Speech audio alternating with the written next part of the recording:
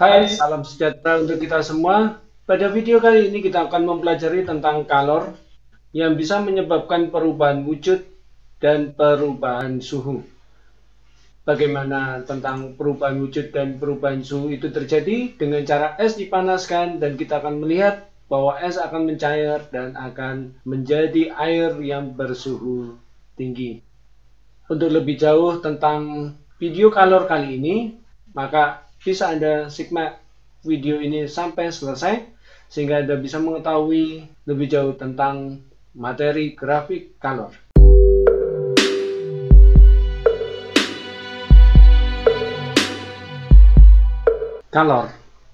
Kalor adalah salah satu bentuk energi yang mengalir dari suhu tinggi ke suhu yang rendah.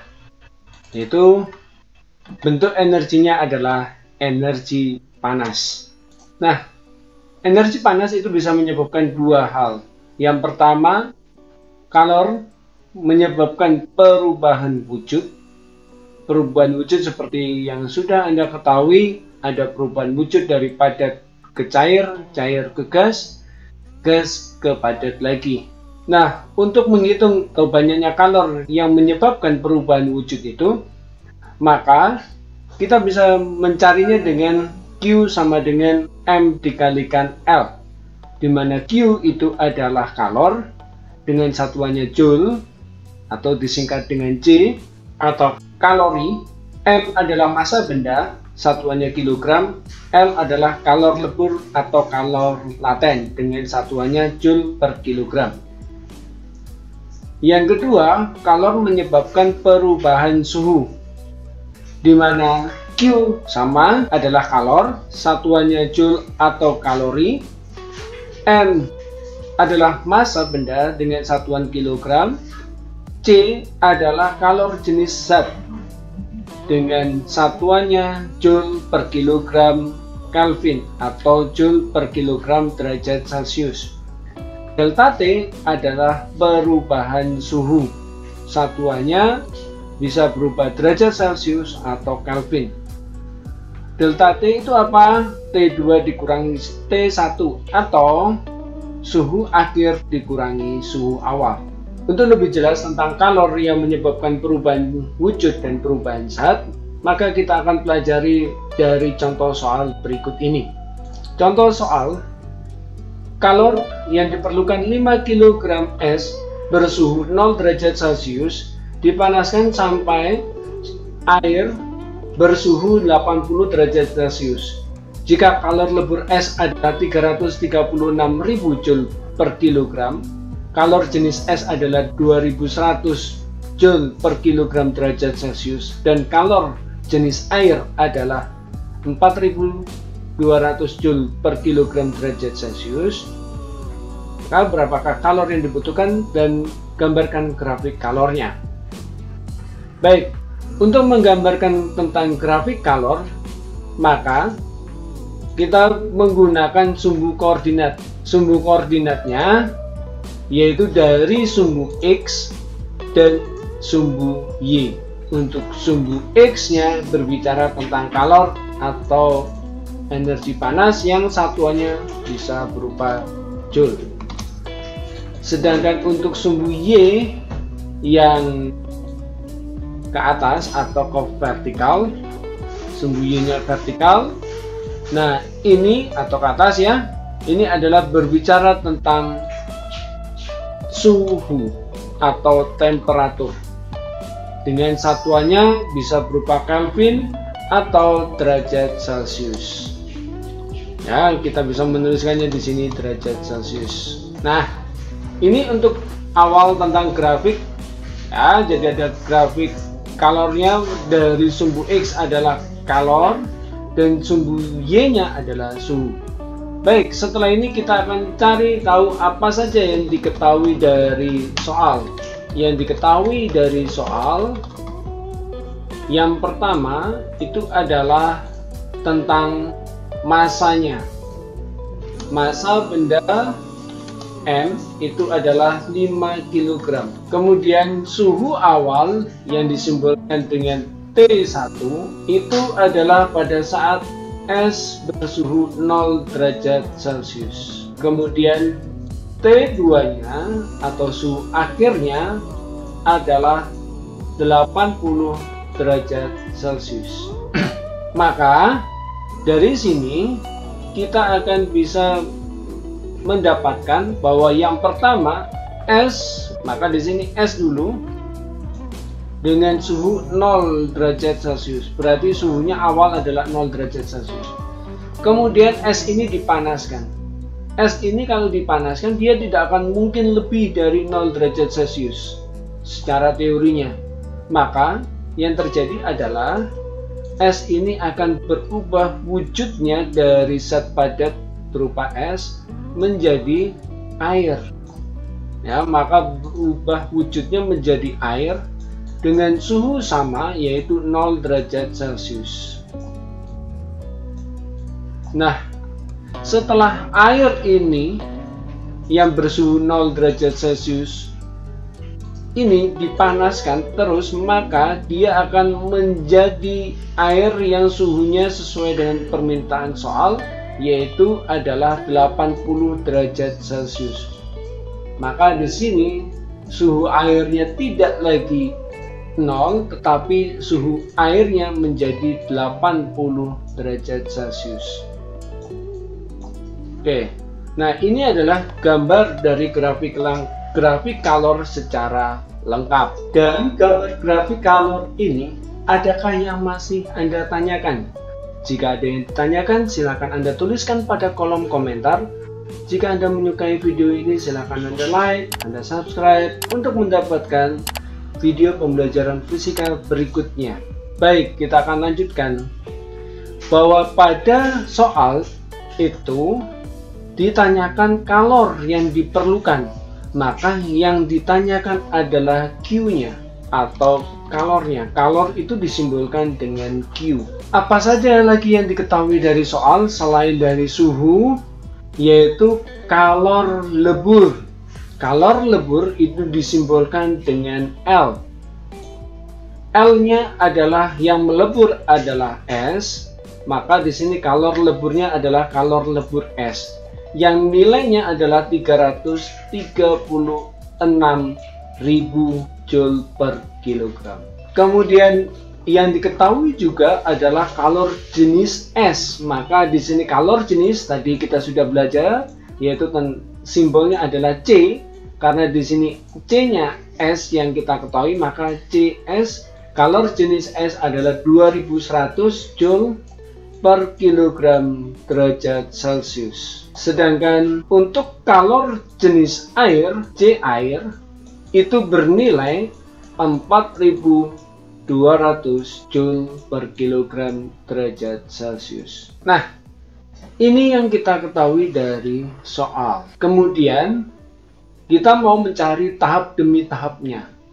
Kita mau mencari kalor berdasarkan tahap yang pertama, yaitu kalor dari es yang melebur menjadi air. Maka di sini prosesnya adalah proses melebur dari es menuju ke air.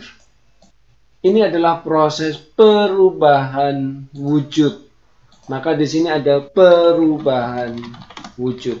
Jika ada perubahan wujud seperti ini, maka kalor yang kita gunakan untuk tahap yang pertama atau Q1-nya, maka kita menggunakan kalor yang tahap 1, yaitu yang Q sama dengan M dikalikan L.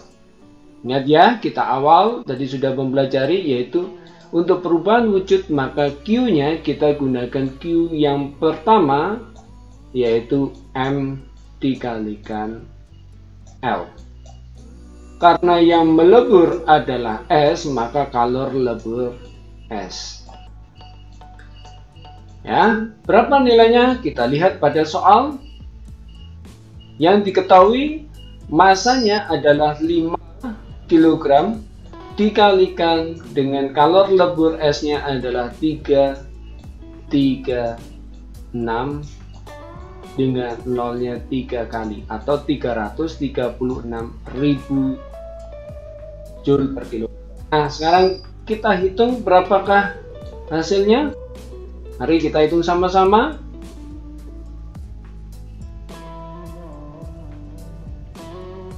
Bagaimana? Sudah Anda dapatkan? Betul, baik sekali. Anda sudah mendapatkannya dengan tepat, yaitu nilainya adalah 1.680.000 Joule.